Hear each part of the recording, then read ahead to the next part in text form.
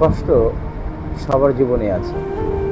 কারো কষ্ট দেখা যায়, কারোটা দেখা যায় না। আসলে সবার কষ্টই এক নয়। কারো ফ্যামিলি, আত্মীয় স্বজন, কারো ভালোবাসার মানুষের কষ্ট। আসলে সব কষ্টের পিছনে অনেক ব্যথা লুকিয়ে আছে। কিছু কিছু কষ্ট মানুষকে বলে হালকা হয়, কিন্তু অনেক কষ্ট মনের মাঝে চাপা থাকে, যেগুলো কখনো কাউকে বলা হয় না বা বলাও যায় না।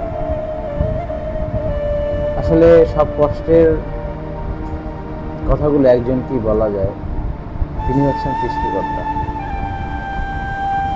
আমাদের মনের যে কষ্টগুলো আমরা সৃষ্টিকর্তার কাছে শেয়ার করি,